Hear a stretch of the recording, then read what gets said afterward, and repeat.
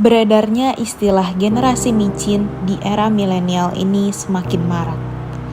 Asal-usul julukan generasi micin ini sebenarnya berasal dari banyaknya anak-anak muda yang suka mengonsumsi jajanan dan camilan yang mengandung micin.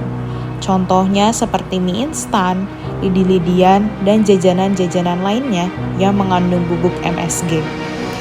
Di balik sedapnya rasa yang diberikan micin, banyak desas-desus dan rumor mengatakan bahwa mengonsumsi micin dapat membuat konsumen bodoh atau dengan kata lain, micin dapat merusak fungsi kognitif otak konsumen. Lantas, apakah berita tersebut benar atau tidak? Mari kita simak penjelasannya dalam video ini.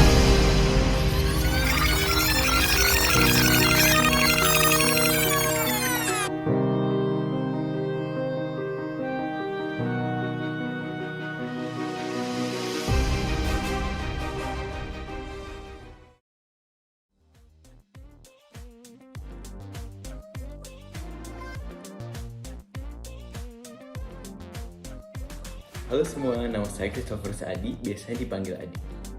Halo semuanya, nama aku Jennifer Febrina Wijaya. Nama saya Jessie Lorencia Pratu, biasa dipanggil Jessie.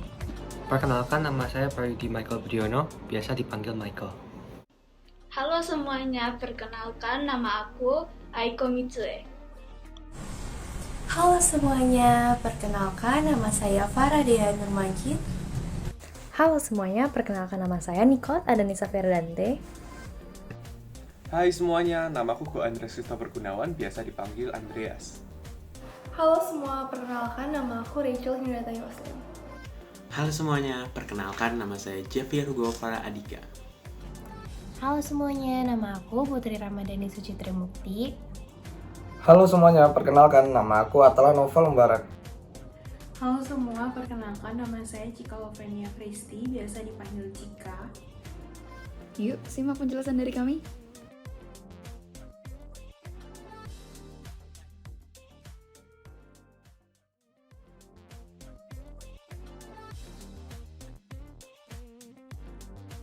Siapa sih yang belum pernah mendengar kata micin, MSG, ataupun umami?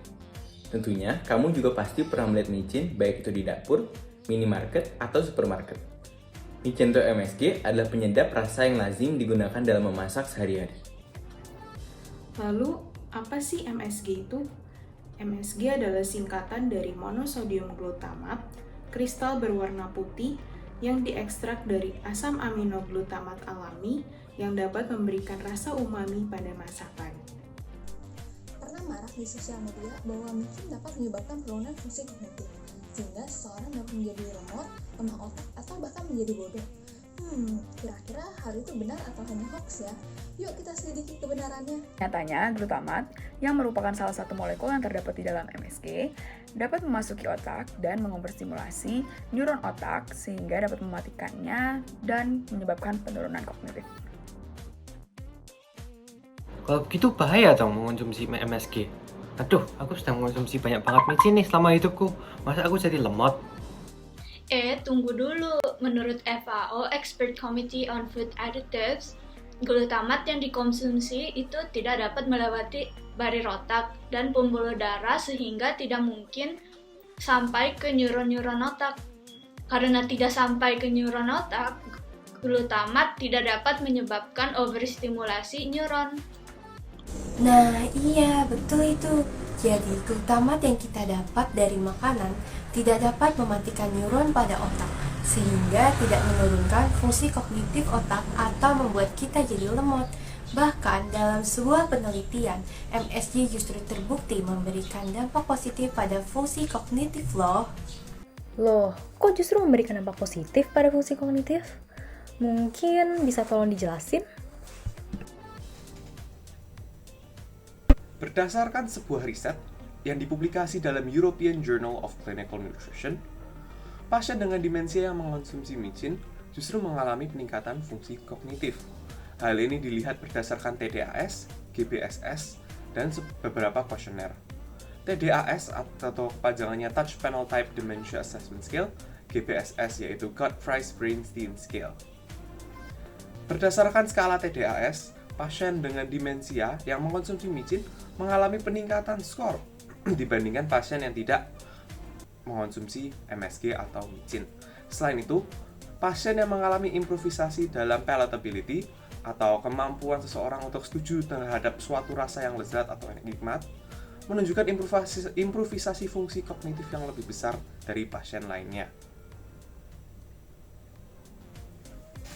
Kalau begitu, ini masakanku aku tambahin micin aja kali ya, biar tambah enak. Boleh sih, tapi jangan banyak-banyak ya. Soalnya nih, berdasarkan FAO atau WHO Expert Committee on Food Additive atau yang bisa disebut GACFA dan juga the Food and Drug Administration atau FDA sama European Food Safety Association atau EFSA menyatakan bahwa konsumsi MSG per hari yang masih dapat diterima adalah 30 mg per kilogram berat badan. Jadi kalau misalnya kamu punya berat badan 10 kg, kamu bisa mengonsumsi 300 mg MSG per harinya. Jadi boleh-boleh aja. Nah, kesimpulan yang dapat kita ambil adalah micin atau MSG dapat kita konsumsi dan tidak mempengaruhi sistem kognitif kita.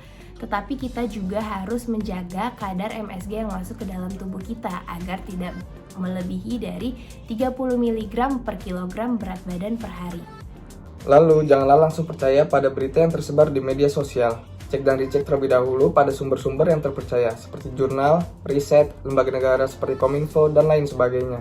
Ayo kita bersama lawan hoaks demi Indonesia Jaya!